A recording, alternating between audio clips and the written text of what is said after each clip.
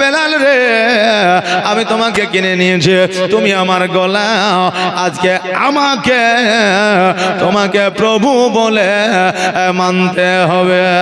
বেলাল বলে না না এটা সম্ভব নয়। তবে বলে আপনি যদি গাছপালা নদী নালা কীট পতঙ্গ যদি আপনি তৈরি করা, আপনাকে কে তৈরি করেছে? বলে আমি নিজেকে নিজেই তৈরি করেছি। বলে না না নিজেকে নিজে কখনো তৈরি করা সম্ভব নয়। উমাইয়া বেলালকে বলল বেলাল আজকে আমাকে তুমি যদি মালিক না বলো, প্রভু বলে স্বীকার না করো, আমি তোমাকে জেলখানায় বন্দি করব। বাবাজি ভাইরা আমার মায়েরা বেলালের দিনগুলো এইভাবে অতিবাহিত হইতে থাকলো। হঠাৎ করে বেলাল যেন আমার নবী মুস্তাফা সাল্লাল্লাহু তাআলা আলাইহি ওয়াসাল্লামের মহব্বতে বেলাল আমার নবীজির কালেমা পড়লেন লা ইলাহা।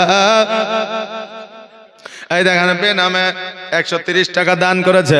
বেলাল কালেমা পড়লেন লা ইলাহা ইল্লাল্লাহ মুহাম্মাদুর রাসূলুল্লাহ সাল্লাল্লাহু তাআলা আলাইহি ওয়াসাল্লাম। এই খবরটা উমাইয়ার কাছে পৌঁছে গেল।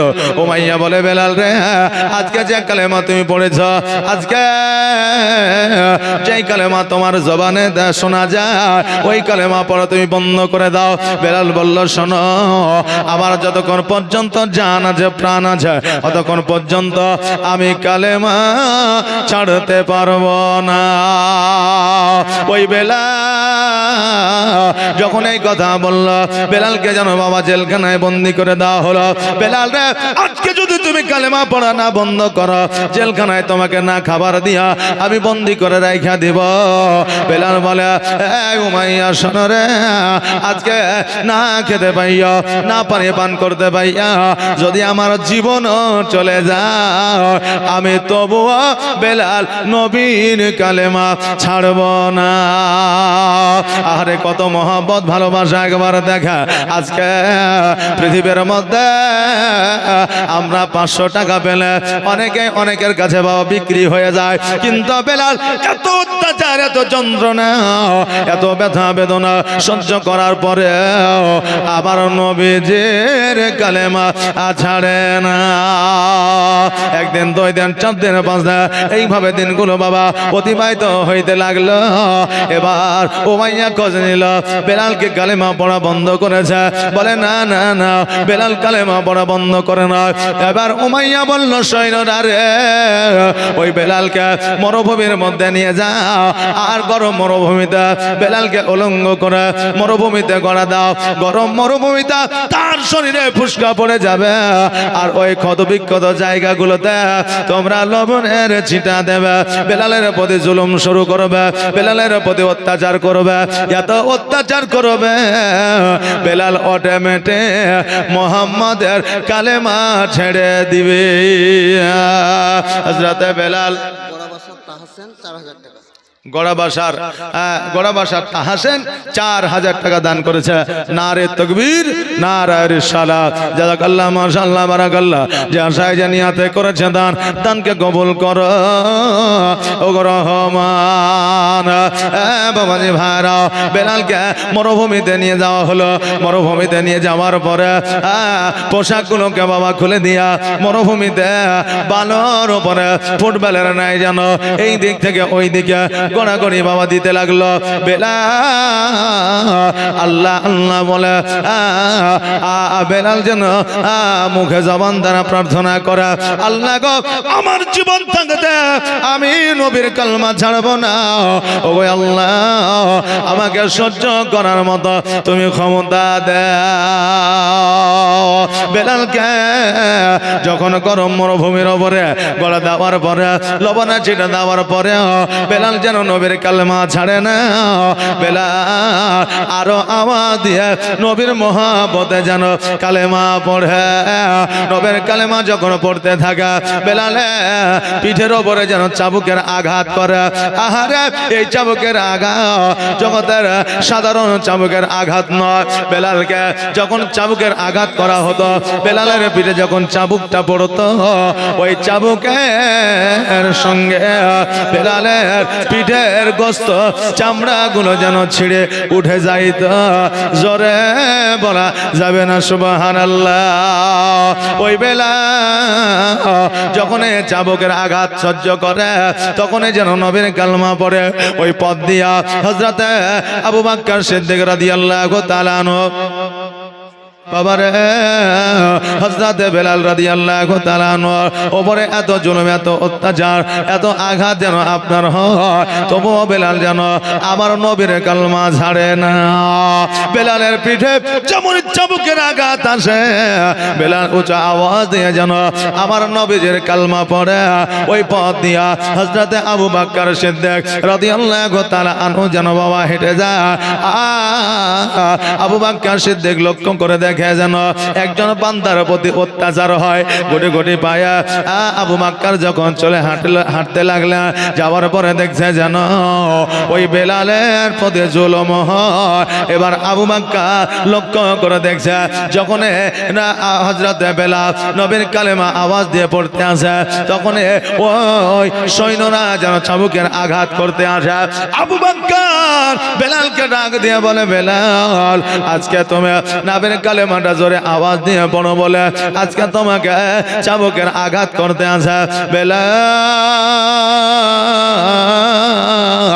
আজকে তুমি যে নবীর কালেমাটা আওয়াজ দিয়ে পড়ো, ওই কালেমাটা তো অন্তরেও পড়া যায়, আস্তেও পড়া যায়। তুমি যদি আস্তে পড়ো বেলাল, তবে তোমাকে চাবুকের আঘাত করবে না।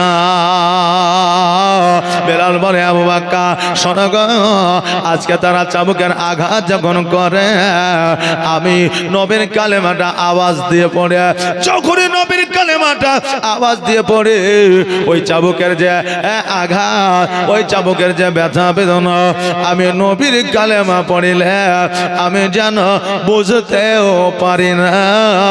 জোরে বলা যাবে না সুবহানাল্লাহ। আমার মদিনায় নিবানি দয়ার নবীজি, আমার মদিনায় নিবানি নবী, আমার মদিনায় নিবানি, আর আমার মদিনায় নিবানি দয়ার নবীজি, আমার মদিনায় নিবানি। বাবাজি ভাইরা, আমার বেলাল রাদিয়াল্লাহু তাআলা আনহু যখন আবু বকরকে বলে, আবু বকর আজকে নবীর কালেমা যখন আমি পড়ে, আজকে আমার পিঠের উপরে চাবুকের আঘাত করে, গরম মরুভূমিতে আমাকে ফুটবলের ন্যায় গড়াইয়া নিয়ে বেড়ায়, এই যে ব্যথা বেদনা, আমার নবীর কালেমা পড়িলে আমার সমস্ত কিছু যেন দূর হয়ে যায়। বেলালের প্রতি জুলুম যেন আরো বেড়ে যায়। আবু বকর বলে, উমাইয়া শোনো রে, আজকে বেলালের প্রতি যেভাবে আঘাত করা হয়, এই আঘাতকে বন্ধ করা যাবে না। উমাইয়া বলল, আবু বকর শোনো, আজকে বেলালের প্রতি আঘাত করা বন্ধ হবে যদি কালেমা ছেড়ে দেয়, আর যদি কালেমা না ছাড়ে তার প্রতি জুলুম চলতেই থাকবে যতক্ষণ পর্যন্ত তার প্রাণ ও জান থাকবে। তবে আবু বকর, আমি বেলালকে একটা শর্তে ছেড়ে দিতে পারে, তুমি যদি বেলালকে ক্রয় করে না। আবু বকর বলে, কত নিবা বলো? বলে, 1 পয়সার বিনিময়ে আমি বেলালকে তোমার কাছে বিক্রয় করে দেব। কেননা বেলাল যেহেতু কালেমা পড়ে নিয়েছে, বেলাল আমার কোনো কাজের না। আমি বেলালকে বলেছিলাম, বেলাল রে, তুমি নবীর কালেমা ছেড়ে দাও, তোমাকে গোলাম থেকে আজাদ করে দেব। বেলাল, তুমি নবীর প্রতি মহব্বত ছেড়ে দাও, তোমাকে অট্টালিকা বাড়ি গাড়ি দেব।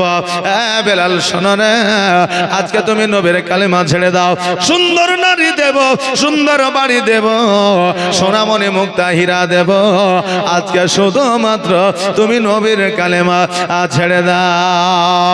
বেলাল বলেছিল, মাইয়া রে, আজকে পৃথিবী যদি আমার নামে লিপিবদ্ধ করে দাও, আসমান যদি আমাকে দিয়ে দাও, আমি তবু তবু বেলাল নবীজির কালেমা আমি ছাড়ব না।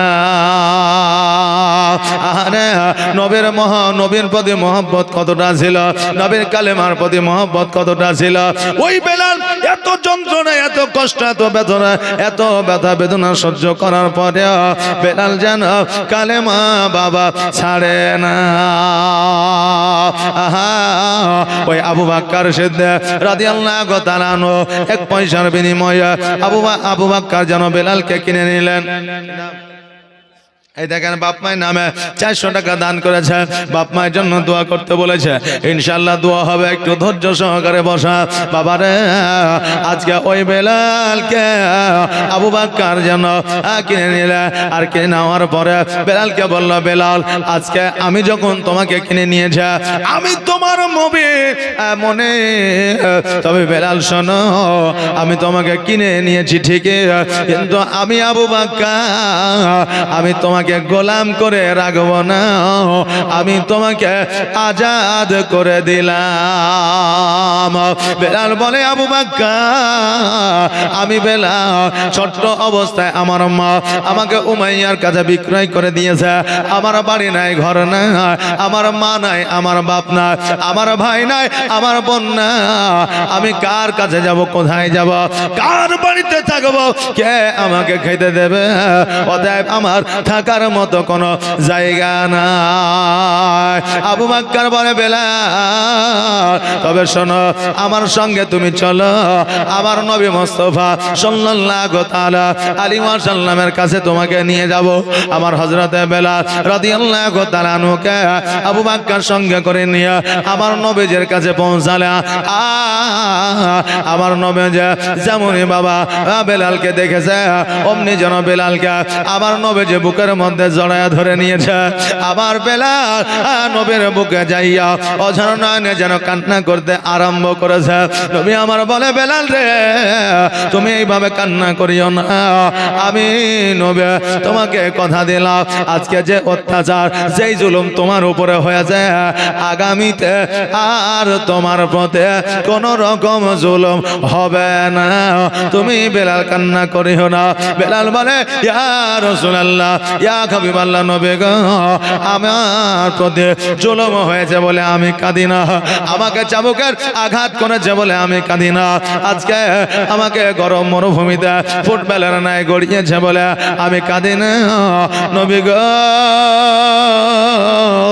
আমি বেলাল ছোট্ট থেকে বড় হয়েছে, আমার কথায় আইঘা ছিল, ঠোঁটগুলো মোটা মোটা, আমি বড় কুৎসিত, দেখতে আমি অত ভালো না, জানা অত ভালো না, আমি ছোট থেকে বড় হয়েছে, একটা মানুষ আমাকে বুকে নেওয়া তো দূরের কথা, আমার সঙ্গে কথা পর্যন্ত বলতো না। ইয়া রাসূলুল্লাহ, আপনি যখন আমাকে বুকের মধ্যে জড়ায় নিয়েছেন, আজকে আমি আনন্দের কান্না আমি কাঁদি। ইয়া রাসূলুল্লাহ, আজকে আমি আনন্দে কান্না করতে আসে, কোনো ব্যথায় কোনো ব্যথায় ব্যথিত হইয়া না। ইয়া রাসূলুল্লাহ, আমি যেমন আপনার প্রতি মহব্বত নিয়ে কালেমা পড়েছে, নবী গো আপনি আমাকে অনেক ভালোবাসা। ইয়া রাসূলুল্লাহ, আপনার প্রতি আমার প্রতি যদি মহব্বত না থাকতো, তবে আপনি কখনোই আমাকে বুকে টেনে নিতেন না। নবী গো তোমার মতো এত ভালো, তোমার মতো এত ভালো কেউ তো আমায় বাসে না, তাই তো নবী আমি তোমার দিওয়ানা, তাই তো রাসূল আমি তোমার দিওয়ানা। তোমার মতো এত ভালো, তোমার মতো এত ভালো কেউ তো আমায় বাসে না, তাই তো নবী আমি তোমার দিওয়ানা। ও কি শুনেছে কিতাবের লেখা, নবী ছাড়াই আমার জীবন ফাঁকা গো নবীজিকে ভালো না বাসিলে নবীজিকে ভালো না বাসিলে আল্লাহ পাওয়া যাবে না তাই তো নবী আমি তোমার দিওয়ানা তোমার মতো এত ভালো তোমার মতো এত হালিম বসন্তপুর থেকে 400 টাকা দান করেছে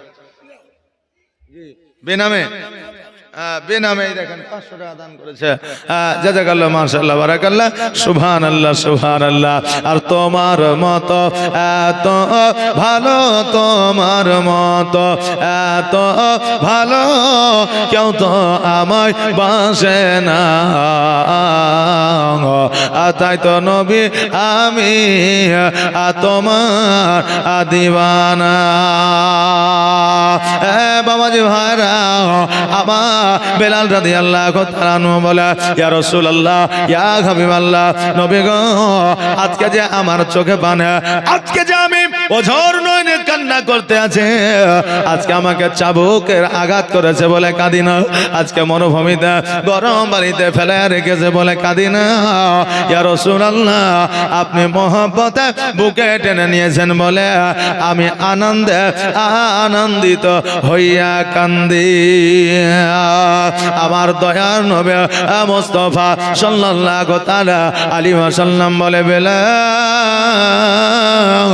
আজকে তুমি আমার কাছে এসেছ আমি নবী আমি তোমাকে বলে দিলাম আজকে থেকে তোমার প্রতি আর জুলুম হবে না আবু বকর বলে ইয়া রাসূলুল্লাহ ইয়া হাবিবাল্লাহ নবী গো উমাইয়া বেলালের প্রতি অত্যাচার করতেছিল আমি আবু বকর বেলালকে ক্রয় করে নিয়ে এসে আমি বেলালকে আজাদ করে দিয়েছে তবে নবী গো এই বেলালের থাকার মতো কোনো জায়গা নয় এই বেলালে বসবাস করার মতো কোনো জায়গা নাই বেলালের মা না হযরতে বেলালে আব্বা নাই ভাই নাই বোন নাই ইয়া রাসূলুল্লাহ বেলাল কোথায় থাকবে এই জন্য আমি আপনার কাছে নিয়ে এসেছি আমার নবী মুস্তাফা সাল্লাল্লাহু তাআলা আলাইহি ওয়াসাল্লাম বলে বেলাল আজকে আমি এমন একটা জায়গা তোমাকে দেব এমন একটা সুসম্মানের সম্মানিত জায়গা তোমাকে আমি দেব আগে কখনো আমার আল্লাহ তাবারক তাআলা কাউকে দেয় না আয় বেলাল শোনো আজকে আমি নবী তোমাকে মসজিদের মুয়াজ্জিন বানায়া আদি বজরে বলেন সুবহানাল্লাহ বেলাল মসজিদে কেমন মুয়াজ্জিন ছিলেন রে বাবা যেই বেলাল আযান না দিলে সুবহে সাদেক হইতো না যেই বেলালের আযান আল্লাহর কাছে আজিমে পৌঁছায়া যাইতো যেই বেলালের আযান খোদ আমার আল্লাহ তাবারক তাআলা শ্রবণ করতেন ওই বেলাল দুনিয়ার মধ্যে এমন একজন মুয়াজ্জিন ছিলেন যার আযানে সুবহের সাথে বাবা হইতো জোরে বলে সুবহানাল্লাহ এই জন্য আমার নবী মুস্তাফা সাল্লাল্লাহু তাআলা আলাইহি ওয়াসাল্লাম বলেছে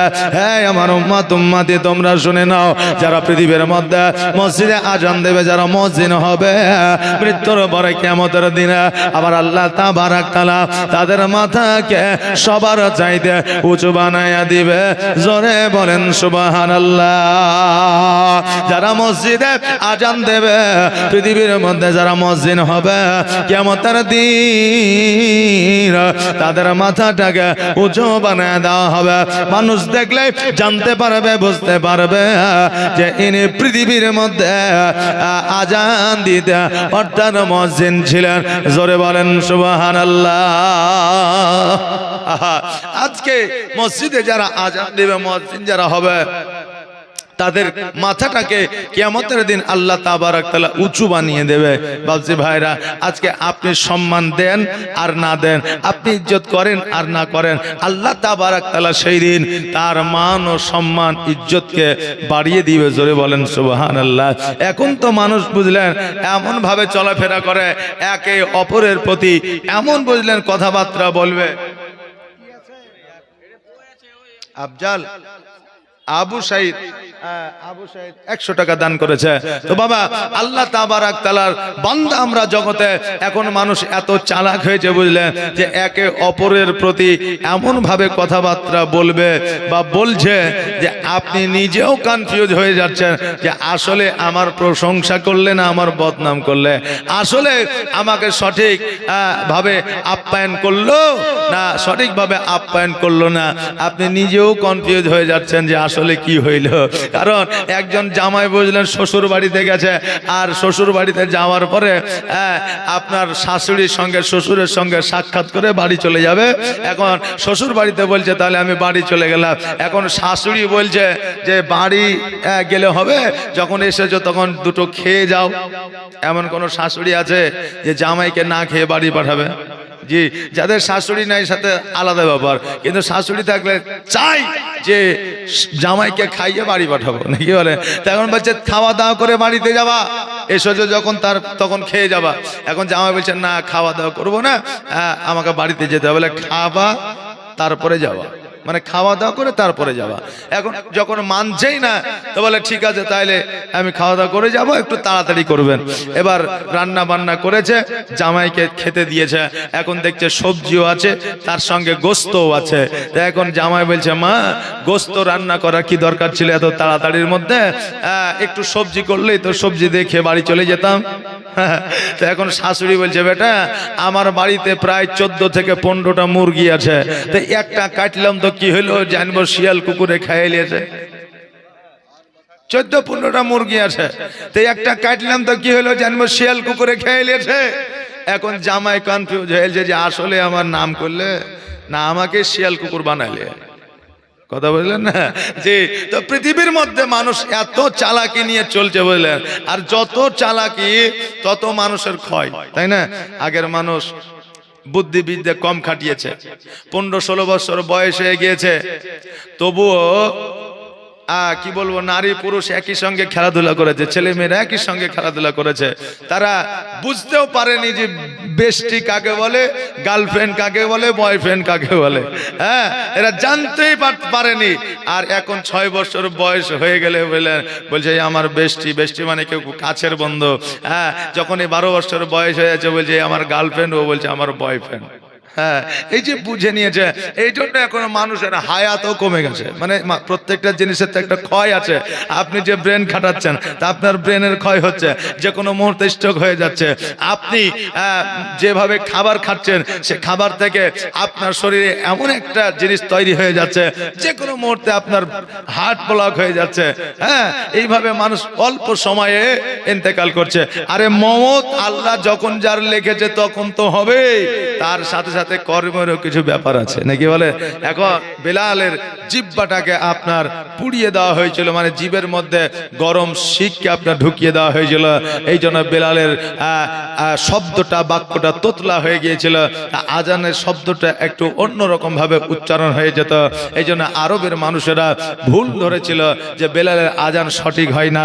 এই বেলালের আজান যখন সঠিক হয় না, ওমরে ফারুক রাদিয়াল্লাহু তাআলা আনহুকে লক্ষ্য করে বললেন যে এদের নবী যেমন এদের মসজিদের মসজিদে তেমন। হযরতে ওমরে ফারুক রাদিয়াল্লাহু তাআলা আনহু সঙ্গে সঙ্গে তলোয়ারখানা বের করলেন যে আজকে যারা আমার নবীর শানে এরকম গুস্তাই করে তাদের ধর থেকে মাথাটা আলাদা করে দিব।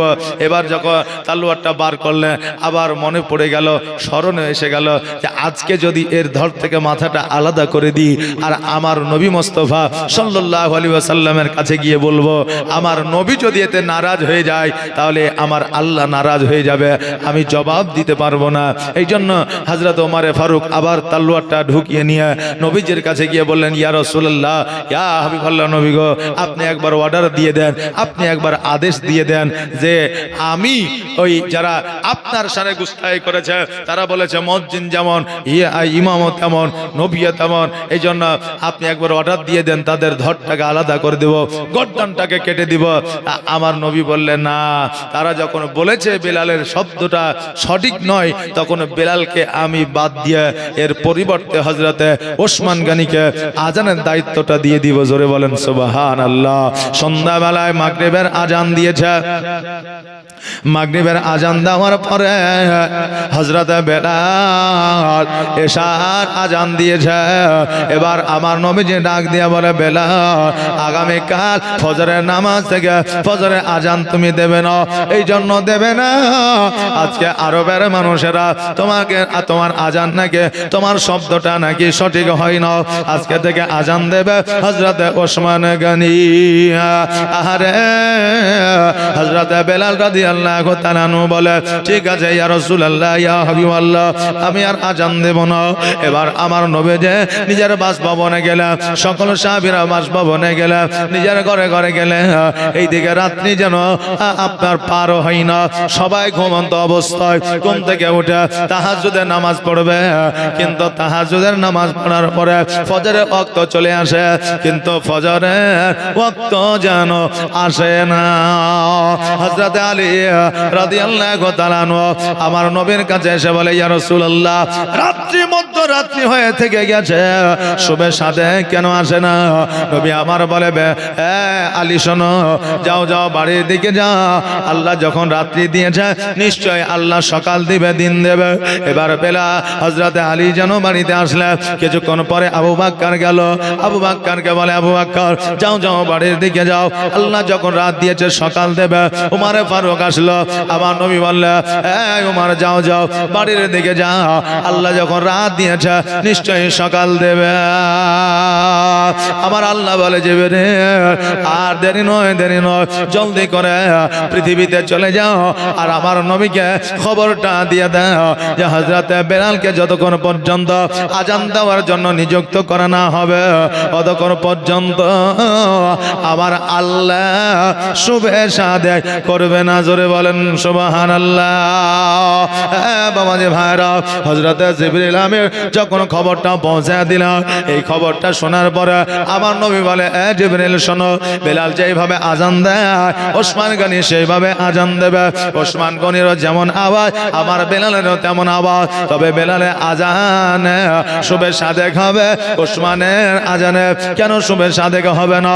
জিবরিল বলে, ইয়া রাসূলুল্লাহ, আপনি যদি দেখতে চান আমার সঙ্গে একবার চলে।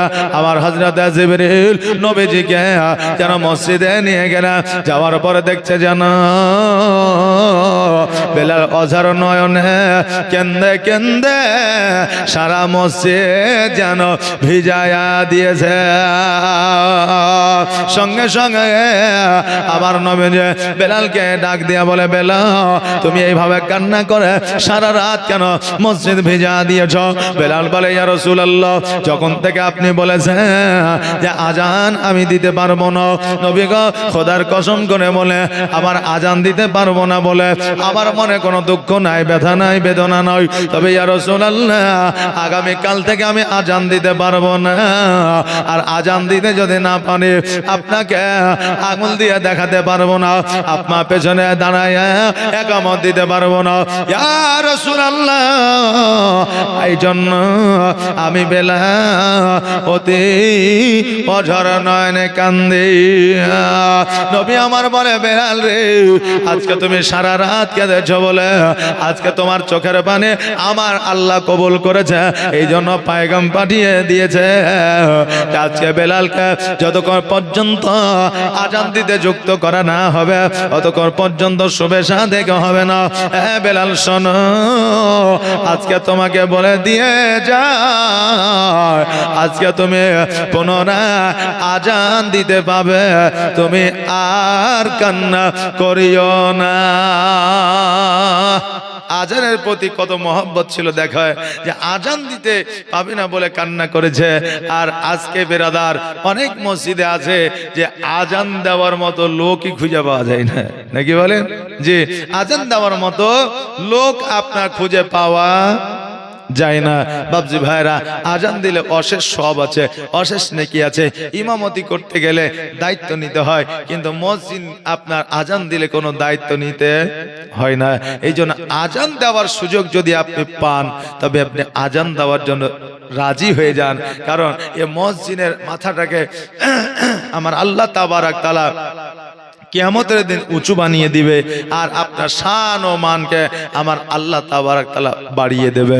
সুবহানাল্লাহ সুবহানাল্লাহ, জাযাকাল্লাহ, মাশাআল্লাহ। বিরাদার, আমাদের ওয়াজ অনেকক্ষণ থেকে চলছে।